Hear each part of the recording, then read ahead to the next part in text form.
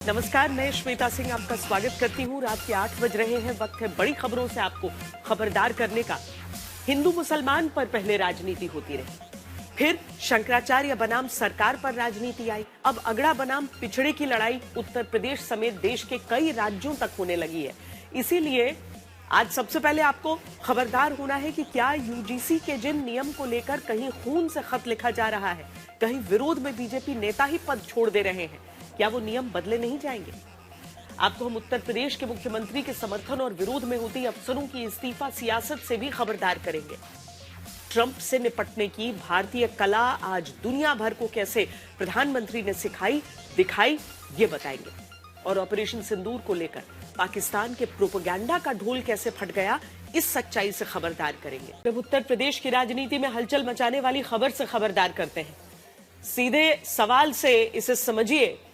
क्या 2022 में बीजेपी को 89% वोट उत्तर प्रदेश में देने वाला ब्राह्मण रूठा है? क्या पिछले विधानसभा चुनाव में 87% बीजेपी को देने वाला क्षत्रिय वोट आशंकित है? क्या बीजेपी को 2022 में यूपी में 83% वोट देने वाला वैश्य वोटर को लग रहा है कि उनके या उनके बच्चों के साथ भेदभाव हो रहा है? सवर्ण मतदाता, जिन्हें जनरल क्लास कहा जाता है, जिस उत्तर प्रदेश में बंटोगे तो कटोगे का नारा देकर हिंदू बहुसंख्यक वोट को जोड़ने की बात कही गई, वहीं पर बीजेपी के सबसे मजबूत वोट के डिब्बे सरकार के सामने आपस में टकराने लगे। इसके पीछे दो विवाद वजह है। पहला विवाद शंकराचार्य से जुड़ा है। स्वामी अविमुक्तेश्वरानंद, जिन्हें शंकराचार्य तक होने का सबूत प्रयागराज माघ मेले में प्रशासन ने मांगा, जिनके शिष्यों को पीटने का आरोप पुलिस अफसरों पर लगा, वीडियो भी सामने आए। 24 घंटे से कम वक्त में 2 अफसरों ने इस्तीफा दे दिया। एक ने सरकार के खिलाफ शंकराचार्य का समर्थन किया, दूसरे ने शंकराचार्य के खिलाफ और मुख्यमंत्री योगी आदित्यनाथ के समर्थन में इस्तीफा दिया। पहले वाले बरेली के जिला मजिस्ट्रेट अलंकार अग्निहोत्री हैं, दूसरे अयोध्या में जीएसटी के डिप्टी कमिश्नर प्रशांत सिंह हैं। अग्निहोत्री कहते हैं कि ब्राह्मणों का अपमान नहीं होने देंगे, प्रशांत सिंह कहते हैं योगी आदित्यनाथ का अपमान नहीं होने देंगे। धड़े बंटने लगे हैं। यही कॉलेज यूनिवर्सिटी में एससी एसटी के साथ ही ओबीसी छात्रों के साथ भी भेदभाव न रोकने देने वाले नए नियम पर हो रहा है, जहां सवर्ण उत्तर प्रदेश में जगह जगह प्रदर्शन कर रहे हैं। बीजेपी के सवर्ण नेता पद छोड़ने लगे हैं। इसीलिए आज एक एक करके दोनों विवाद में उत्तर प्रदेश के भीतर होते सियासी जाति युद्ध से आपको खबरदार करेंगे। पहले उत्तर प्रदेश में अफसरों के बीच तक पहुंची जाति की लड़ाई दिखाते हैं।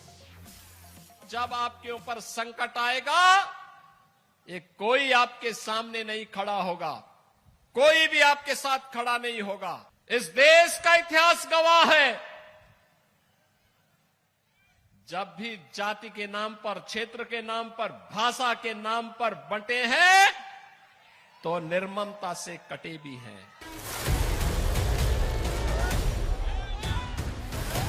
लेकिन उत्तर प्रदेश में सरकार पर ही शंकराचार्य के अपमान का आरोप लगाते हुए ब्राह्मणों को पीटने पर सरकारी सहमति का आरोप जड़कर सोमवार को बरेली के जिला मजिस्ट्रेट अलंकार अग्निहोत्री ने पद छोड़ दिया।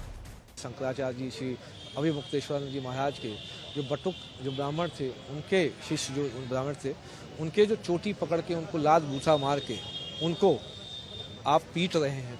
वृद्ध साधु सन्यासियों को लात जूतों से घूसा मार के पीट रहे हैं।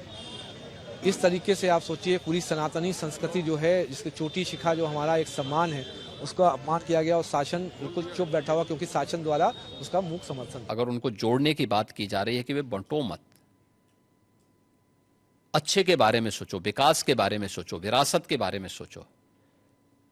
ये उछला नहीं था, ये यूपी से मैंने ही कहा था कि बटेंगे तो कटेंगे, एक रहेंगे तो सेफ रहेंगे।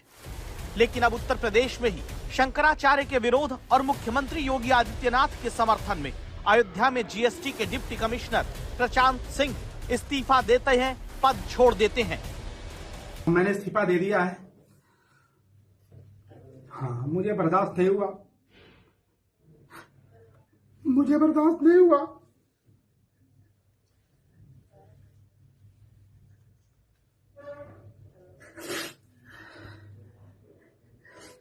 जिसका नमक खाते हैं उसका सिलाब अदा करना चाहिए, मुझे बर्दाश्त नहीं हुआ।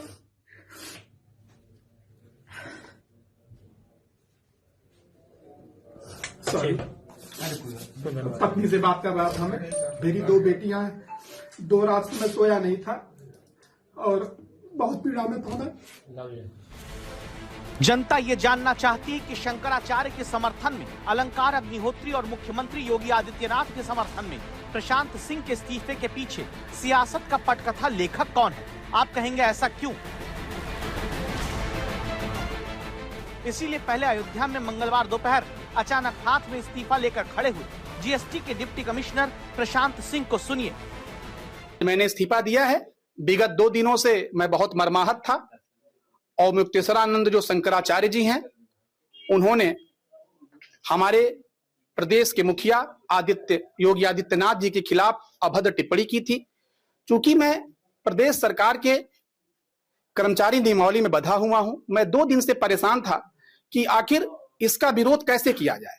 चूंकि हम कर्मचारी अधिकारी हैं, हमारे तो हाथ बंधे हुए हैं, लेकिन मैं कोई यंत्र नहीं हूं कि सरकार से वेतन लूं, अपना परिवार चलाऊं और हमारे प्रदेश के सम्मान में, हमारे मुख्यमंत्री के सम्मान में यदि कोई कुछ कहे तो मैं कुछ कर न सकूं। तो ऐसा भी व्यक्ति मैं नहीं हूं। मेरे भी अंदर एक संवेदनशील दिल धड़कता है और मैंने आज निर्णय लिया कि चाहे मेरा परिवार किसी भी स्थिति में आ जाए, लेकिन प्रदेश के मान सम्मान के लिए, माननीय मुख्यमंत्री योगी आदित्यनाथ जी के सम्मान के लिए, तो मैं सरकार के समर्थन में, राष्ट्र के समर्थन में, संविधान के समर्थन में अपने पद से इस्तीफा दे रहा हूं। सुनकर आपको लगेगा कि ये कैसे अधिकारी हैं, क्या पढ़े, कैसे परीक्षा पास करके ये डिप्टी कमिश्नर तक बन जाते हैं, जो कहते हैं कि 2 दिन से परेशान है, लेकिन जनता के लिए नहीं, अपने कर्तव्य के लिए नहीं। बल्कि प्रशांत सिंह दुखी हो गए क्योंकि शंकराचार्य ने मुख्यमंत्री पर विवादित बयान दिया। हम काशी में थे, काशी में मंदिर तोड़े जा रहे थे भाजपा गवर्नमेंट के द्वारा। यही योगी जिसको आप लोग साधु संत कहते हो, हम तो हुमायूं का बेटा अकबर कहते हैं, हम तो औरंगजेब कहते हैं, ये नहीं है हिंदू कहने के लायक। ये मंदिर तोड़ने का समर्थन करने वाला आदमी है। शंकराचार्य ने बयान 6 दिन पहले दिया, लेकिन बेचैनी 2 दिन से अयोध्या के जीएसटी डिप्टी कमिश्नर की बढ़ी, इतनी बढ़ी कि जनता के टैक्स से वेतन पाने वाले अधिकारी सरकार के नाम पर नमक हलाली की बातें करने लगे। जिसका नमक खाया जाता है उसके साथ नमक हरामी नहीं, नमक हलाली की जाती है। और मैंने आज वही काम किया है और मेरा दिल आज बहुत हल्का हो गया है कि मैं निश्चित रूप से जिसका विगत 12 साल से नमक खा रहा था, उसके प्रति मैंने सजदा किया। उस उत्तर प्रदेश सरकार के, उस माननीय मुख्यमंत्री जी के जो मुझे वेतन मिला, मेरा परिवार बढ़ा, उसके लिए बहुत बहुत आभार। और मैं निश्चित रूप से ऐसे लोगों का विरोध करता रहूंगा। मुख्यमंत्री के सम्मान में इस्तीफा देकर मैदान में आने वाले प्रशांत सिंह की वजह वाकई शंकराचार्य का विवादित बयान है, या फिर शंकराचार्य के सम्मान में सरकार के खिलाफ मैदान में कल से उतरे हुए बरेली के सिटी मजिस्ट्रेट अलंकार अग्निहोत्री हैं, जो ब्राह्मण के अपमान का आरोप लगाकर लगातार कल से बयानबाजी कर रहे हैं। तो क्या ये ब्राह्मण बनाम क्षत्रिय का सियासी द्वंद्व है, जिसे अफसरों के कंधे पर बंदूक रखकर चलाया जा रहा है? सरकार जो एक जातिगत विरोधी आधार पर चल रही है, से आपको लगा ऐसा हो रहा है? काफी आप देख रहे हैं, आप तो खुद जानते हैं, ब्राह्मणों जब से आप देखिए, ये अभी एक मैं तो कई केस जानता हूँ, एक ब्राह्मण की जो है पीट के जेलर ने हत्या कर दी। कौन सा साल था जब आपको लगा? नहीं देखिए, अभी पिछले 2-3 वर्षों से तो बिल्कुल आप समझिए जो एक जातिगत विरोध के आधार पे जो है कार्य किया जा रहा है।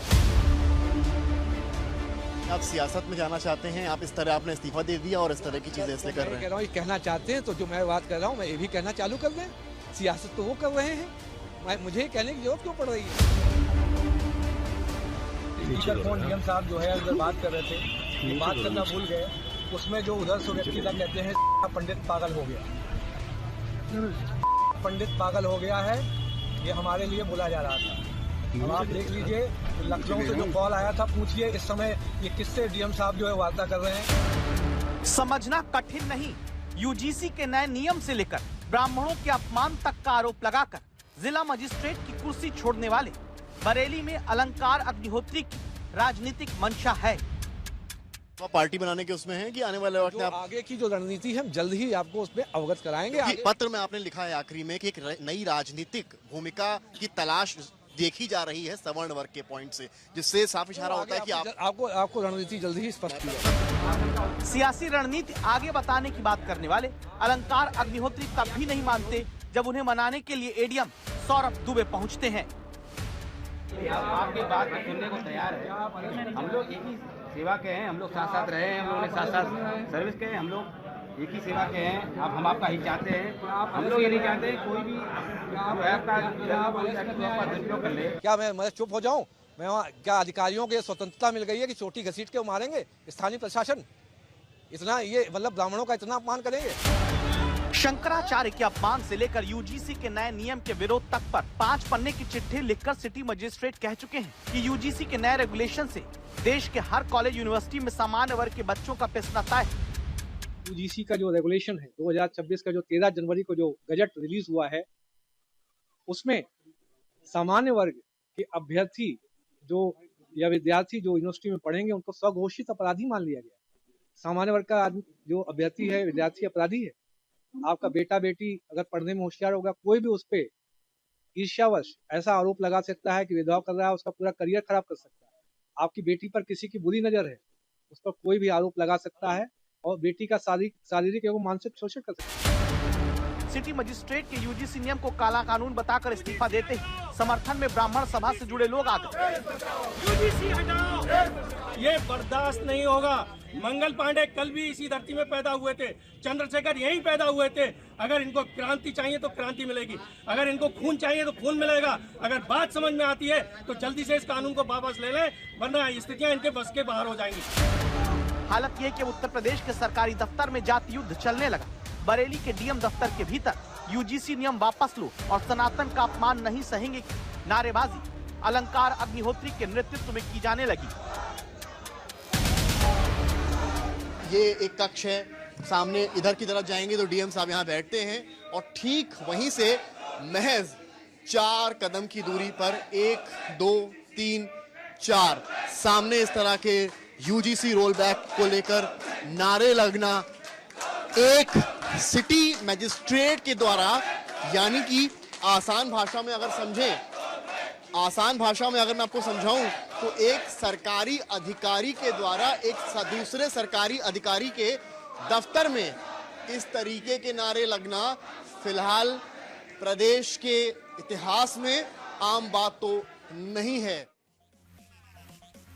इसी बीच आज मुख्यमंत्री का बड़ा बयान आया, जहां योगी आदित्यनाथ कहते हैं कि जातिवाद की राजनीति करने वाले ही अब दंगा करने वालों के हमदर्द बन रहे हैं। परिवारवादी और जातिवादी मानसिकता के लोग कैसे इसको बर्दाश्त करेंगे? जो दंगाइयों के हम परस्त थे, उनके सामने नाक रगड़ते थे दंगाइयों के सामने। आज जब दंगाई अपने बिल के अंदर घुस चुका है और जो घुसना नहीं चाहता था उसको जबरदस्ती नाक रगड़ करके आज प्रदेश को दंगा मुक्त करने का कार्य किया, तो उसके जितने भी हमदर्द थे वे सब परेशान हो उठे हैं, क्योंकि उन सब की आजीविका पर इसका बुरा असर पड़ गया है। और अब देश में विवाद का मुद्दा बन चुकी सबसे बड़ी खबर से खबरदार करते हैं, जिसके कारण कई राज्यों में प्रदर्शन हो रहा है। विवाद यूजीसी के नए नियमों का।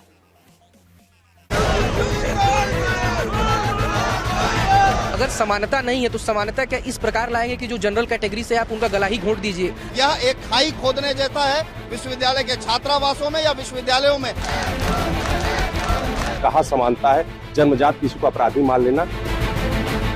देश को आगे बढ़ाने की बात करते हैं तो वहाँ तो कहीं जाति और धर्म की बात होती नहीं है, सब लोगों को एक समानता की तरफ बात किया है। पहले हिंदू मुसलमान को लड़ाए, अब बैकवर्ड को और सामान को अब हिंदू को लड़ा रहे। है जनरल में शिक्षकों को भी है और जनरल वर्ग से आने वाले छात्रों को भी है। युवा बढ़ जाए और आपस में ही लड़ने लगे, इन सब चीजों के इस कानून को लाया गया है। मैं नहीं बोल रहा हूँ कि यूजीसी को ये नियम रोल बैक कर लेना चाहिए, मैं बस इतना बोल रहा हूँ कि इसमें संशोधन की आवश्यकता है। सवर्ण समाज के साथ इन्होंने हिटलर वाला काम किया है। सरकार इस कानून को तत्काल प्रभाव से वापस ले। जिंदाबाद जिंदाबाद जिंदाबाद। सवर्ण समाज के छात्रों को न केवल अपाहिज बना देगा बल्कि उनको जड़ से खत्म करने का कानून बनाया गया है। देखना है तो सबको एक समान देखिए, सवर्णों को भी समान एक साथ समान करिए।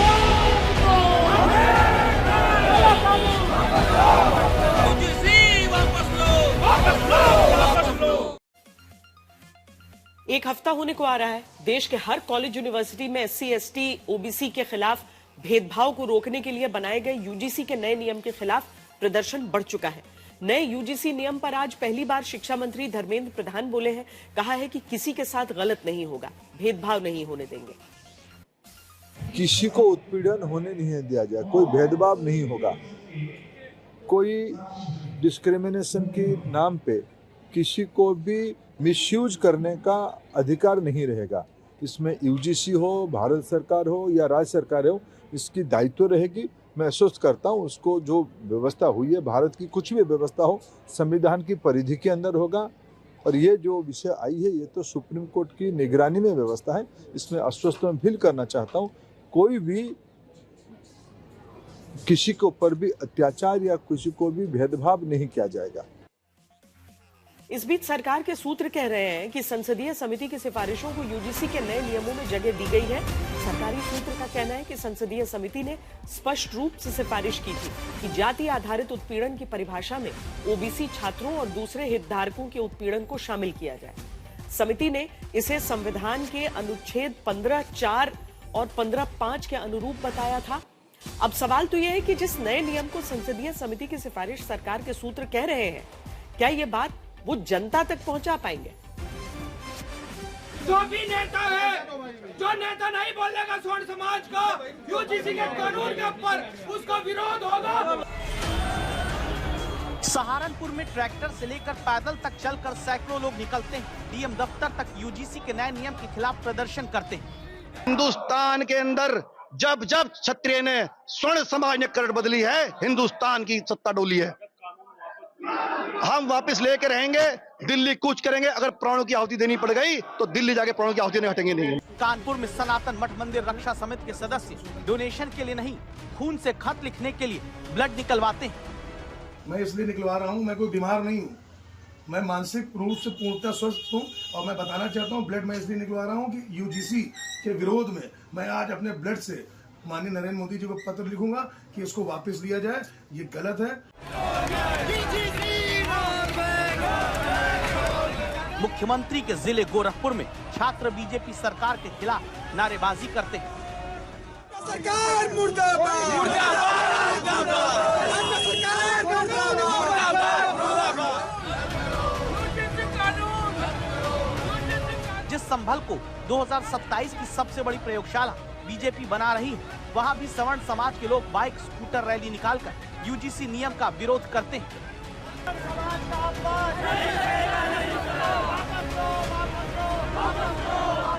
बहराइच में UGC रोल बैक के नारे के साथ परशुराम सेना के सैकड़ों समर्थक निकलते हैं। मोदी तेरी तानाशाही नहीं चलेगी, नहीं चलेगी। मोदी तेरी तानाशाही नहीं चलेगी, नहीं चलेगी। वो सीधे कानून पारित कर दे कि हम सवर्णों को पढ़ाई शिक्षा हमको नहीं चाहिए और नहीं करेंगे। और जेल भेजने के बाद उनके भविष्य बर्बाद करने के बाद इससे तरीका क्या होगा और हिंदुओं में लड़ाई लड़ाने से क्या मतलब। जौनपुर में करणी सेना वाले UGC बिल के खिलाफ उतरे तो ऐलान कर दिया, नियम वापस नहीं तो चुनाव में विरोध की पिक्चर जनता दिखा देगी। वापस नहीं लेंगे तो अभी यह ट्रेलर है, इसके बाद इनको रंगीन पिक्चर दिखाएंगे यहाँ से लेके दिल्ली तक। तैयारी चल रही है, सरकार का जवाब आएगा। सरकार इतने जल्दी जवाब नहीं देती, सरकार जवाब तब देती है जब सरकार के हलक में कोई चीज जाता, तब सरकार जवाब देती है। हापुड़ में कुछ लोगों ने घर के बाहर विरोध में ये पोस्टर तक चिपका दिए कि बीजेपी नेता वोट मांगने ना आए। हमने शुरुआत में ही क्यों कहा कि UGC के नए नियम सरकार के लिए इधर कुआं उधर खाई बन सकते हैं, इसकी वजह समझिए।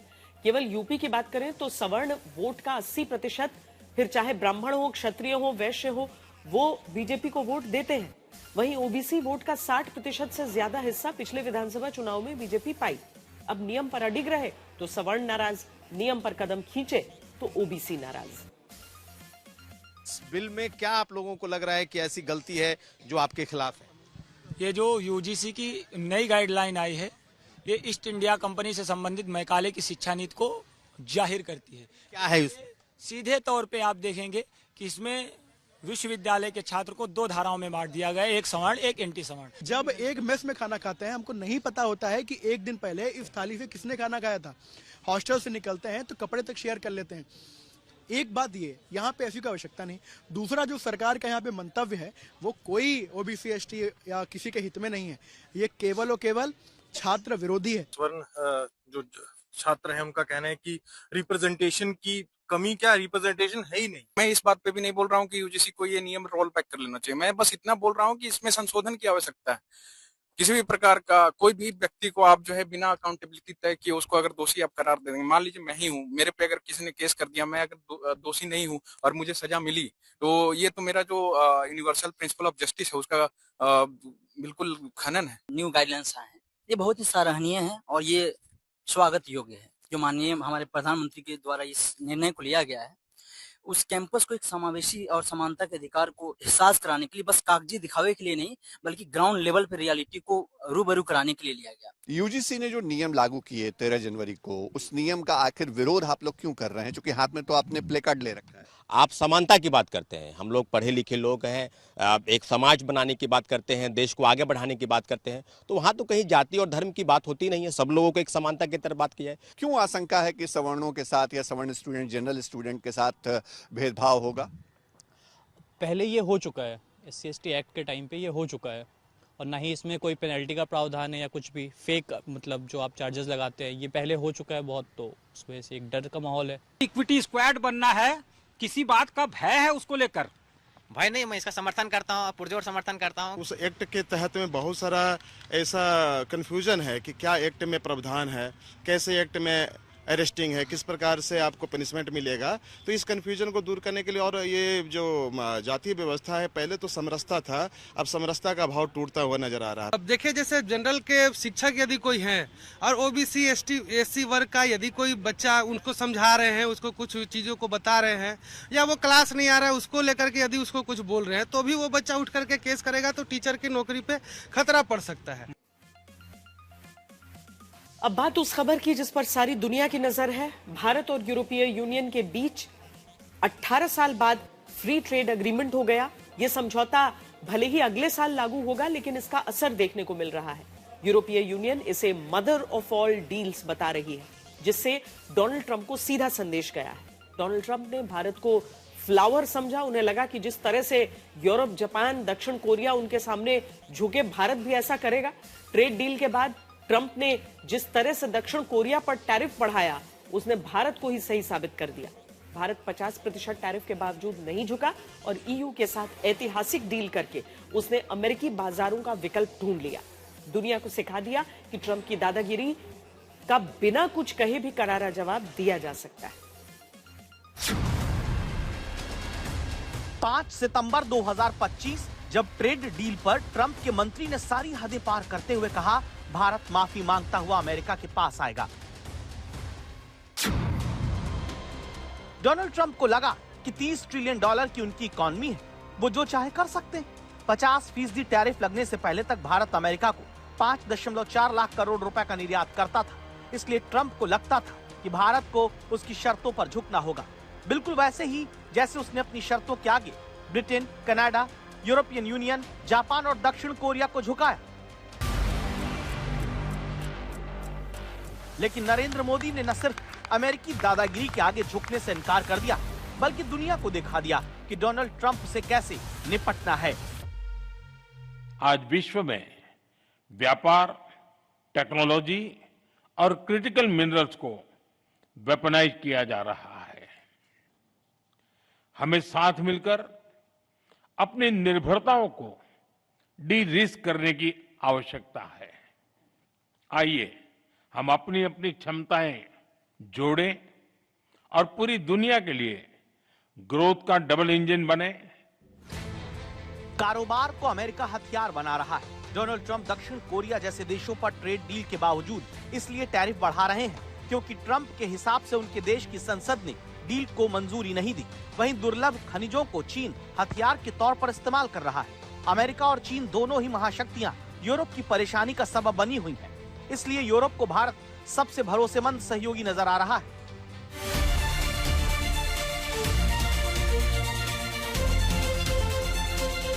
आज एक और ऐतिहासिक अवसर है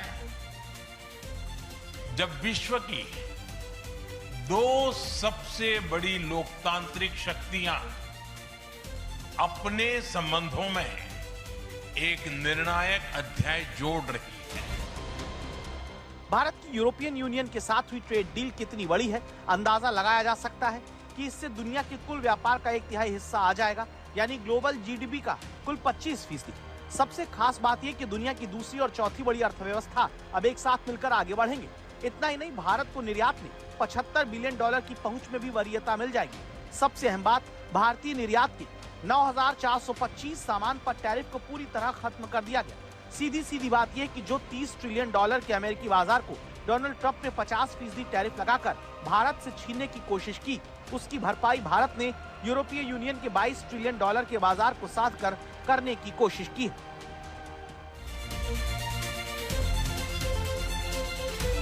ये सुखद संयोग है कि आज ही के दिन यूरोपियन यूनियन के 27 देशों के साथ भारत ये एफटीए कर रहा है। यह सिर्फ ट्रेड एग्रीमेंट नहीं है, यह साझा समृद्धि का नया ब्लूप्रिंट है। ईयू के साथ इस डील का ही असर यह हुआ कि अमेरिका एक बार फिर यूरोप पर भड़क रहा है। कह रहा है कि हमने तो यूरोप की मदद के लिए भारत को नाराज किया और अब उसने ही भारत से डील कर ली। तो पिछले साल सितंबर में जो अमेरिका भारत से उम्मीद कर रहा था कि वो माफी मांगते हुए आएगा, वही अमेरिका जनवरी में यूरोप से नाराज है, क्योंकि यूक्रेन युद्ध रुकवाने के लिए ट्रंप ने भारत जैसे देश को नाराज करके अमेरिकी हितों को नुकसान पहुंचाया, जिसे ट्रंप के वित्त मंत्री ने बलिदान का नाम दिया। मतलब अमेरिका को कहीं न कहीं अपनी गलती का एहसास हो रहा है। अगर अमेरिका नाराज हो जाता है इस डील से तो वो अमेरिका की मर्जी है। मुझे लगता है हमें फर्क नहीं पड़ेगा, जो फर्क पड़नी है वो अमेरिका को पड़नी है। कहीं ना कहीं ट्रंप साहब को भी अब ये शायद एक प्रकार से ध्यान अब आएगा कि ये गलती हो गई है, और जिन अफसरों के कहने पे ये डील को रोका गया है, पिछले 3 दिन में ये खबर लगातार चल रही है, एक ऑडियो टेप भी लीक हुआ है, तो शायद कहीं ना कहीं वो अब अपनी गलती सुधारने का प्रयास करेंगे। भारत और यूरोपियन यूनियन का ये ट्रेड एग्रीमेंट अगले साल लागू होगा, लेकिन इसने फ्री ट्रेड एग्रीमेंट को लेकर एक लकीर खींच दी है। दुनिया में अब भारत अपने हितों से समझौता करने किसी के साथ भी कोई करार नहीं करेगा। इसमें अमेरिका भी शामिल है। पिछले 18 सालों में ईयू के साथ ट्रेड डील न होने की सबसे बड़ी वजहों में था कि यूरोपीय देश चाहते थे कि भारत अपनी कृषि क्षेत्र खोले, जिसके लिए भारत तैयार नहीं था। आज हुई डील में भारत की ही चली और किसानों के हितों से भारत ने रत्ती भर समझौता नहीं किया। भारत ने दूध, अनाज, पोल्ट्री, फल, सब्जी जैसे क्षेत्रों को एफटीए से बाहर रखा। मदर ऑफ ऑल डील्स से भारत के निर्यात को सीधा फायदा होगा। भारत का 99% से ज्यादा सामान अब यूरोपीय देशों में कम या बिना टैक्स का बिकेगा। कपड़ा, चमड़ा, मछली, ज्वेलरी सेक्टर्स में $33 अरब के निर्यात का सीधा फायदा होगा। बड़ी बात यह है कि कपड़ा, चमड़ा और ज्वेलरी सेक्टर अमेरिकी टैरिफ की वजह से बुरी तरह प्रभावित हुआ है। कार और ऑटो सेक्टर में भी जो भारत ने छूट दी है वो सीमित है, ताकि भारतीय कंपनियों को ज्यादा नुकसान न हो। इस डील में भारतीय पेशेवर लोगों के लिए भी काफी कुछ है। भारतीय आईटी प्रोफेशनल्स को ईयू में बड़ा बाजार मिलेगा, वहां बिजनेस आसान होगा। भारत और यूरोपियन यूनियन के बीच ट्रेड डील की कनाडा ने सराहना की है। कनाडा की ऊर्जा मंत्री ने कहा कि भारत ने दिखा दिया है कि वो टैरिफ को हथियार बनाने वालों की दादागिरी नहीं सहेगा। कनाडा की ऊर्जा मंत्री ने कहा कि वो भारत के साथ कारोबार करने के लिए तैयार हैं।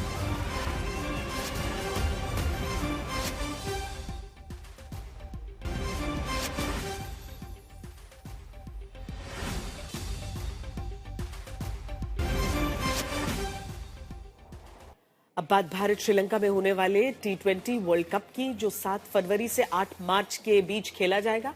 आईसीसी T20 वर्ल्ड कप की ट्रॉफी आज तक के दफ्तर में आई। आज तक के स्पोर्ट्स एडिटर विक्रांत गुप्ता ने आईसीसी की टीम के साथ इस ट्रॉफी का भी स्वागत किया, जिसे जीतने की कामना सभी देश कर रहे हैं। वापिस से 2026 और रोहित शर्मा से सूर्य कुमार यादव। सवाल यह है कि 8 मार्च क्या ये वर्ल्ड कप की ट्रॉफी इंडिया के हाथ में होगी, इंडिया के कप्तान के हाथ में होगी। आप जानते हैं 3 ऐसे कप्तान, कपिल देव, MS धोनी और रोहित शर्मा, जिन्होंने आईसीसी ट्रॉफीज जीती हैं। सो ये आज तक का हेडक्वार्टर है, आज तक का दफ्तर आप देख रहे हैं। और उससे पहले ये आईसीसी ट्रॉफी टूर जो डीपी वर्ल्ड का चल रहा है, ये ट्रॉफी हमारे साथ है, हमारे पास है। और सवाल ये भी है कि पिछली बार जब रोहित शर्मा की टीम ने ये ट्रॉफी जीती थी, वेस्ट इंडीज में जीती थी, आपको याद होगा, और जबरदस्त T20 क्रिकेट इंडिया ने खेली थी। बट उसके बाद इंडिया बेहतर हुआ है। उसके बाद से अगर आप ध्यान से देखें तो शायद T20s में इंडिया ने और बेहतर क्रिकेट खेली है। ये ओरिजिनल ट्रॉफी है, और जो ओरिजिनल ट्रॉफी होती है ये इंस्टीट्यूट हुई थी 2007 में। आप जानते हैं आईसीसी, वो ट्रॉफी एक ही रहती है, उस पर विनर्स के नाम आते हैं। अगर मैं आपको दिखा पाऊँ, हाँ, ये होस्ट्स के नाम है, और जो रेप्लिका है वो उसके बाद फिर क्रिकेट बोर्ड के पास रह जाता है। तो उम्मीद करते हैं कि इंडिया की कैबिनेट में ये 2 T20 वर्ल्ड कप 2007, 2024 हैं। किसी टीम ने 3 नहीं जीते हैं। तो इंडिया पहली ऐसी टीम बन सकती है जो 3 आईसीसी T20 वर्ल्ड कप की ट्रॉफीज अपने कैबिनेट में रखने वाला। और सूर्य कुमार यादव, सारा का सारा जो दारोमदार है अब हमारे कप्तान पर है। उत्तराखंड के ऊंचाई वाले इलाकों में बर्फबारी और हिमस्खलन की चेतावनी जारी की गई। DGRE चंडीगढ़ ने अलर्ट जारी किया है, जिसमें 28 जनवरी शाम तक एवलांच की चेतावनी लागू रहेगी। उत्तरकाशी, चमोली और रुद्रप्रयाग को नारंगी श्रेणी यानी कैटेगरी 3 में रखा गया है, जहां प्राकृतिक हिमस्खलन की आशंका है। हिमाचल में भी भारी बर्फबारी हो रही है। मनाली से रिपोर्ट हम आपको दिखाते हैं। मनाली सहित तमाम इलाकों में एक बार फिर बर्फबारी का दौर शुरू हो गया है। बीती रात से जहां ऊपरी इलाकों में बर्फबारी का दौर जारी था, तो वहीं आज सुबह तक मनाली में बारिश हो रही थी, लेकिन एकाएक अब दोपहर बाद जो है यहां मनाली में बर्फबारी शुरू हो गई है। मैं इस समय मनाली के बांग इलाके में हूं। हालांकि इससे आगे जो है टूरिस्ट को भेजा नहीं जा रहा सोलंग वैली की तरफ, क्योंकि उस तरफ अभी रोड पे बर्फ जमी है, तो ऐसे में 4x4 व्हीकल्स को ही अलाउ किया जा रहा था। लेकिन आप मेरे पीछे तस्वीरों में देख सकते हैं कि ये इस इलाके में जो है अच्छी खासी भीड़ जो पर्यटकों की उमड़ पड़ी है। हालांकि बीते 2-3 दिनों में मनाली में ट्रैफिक जाम की समस्या हो गई थी बर्फबारी के बाद, लेकिन जिसके बाद काफी टूरिस्ट जो हैं वो मनाली से चले गए थे। लेकिन एक बार फिर मौसम विभाग की जो प्रेडिक्शन थी, क्योंकि कल से संसद के बजट सत्र की शुरुआत हो रही है, हमारी खास नजर उस पर रहेगी। अभी के लिए खबरदार में इतना ही, लेकिन आगे देखिए black and white Anjana Kashyap के साथ।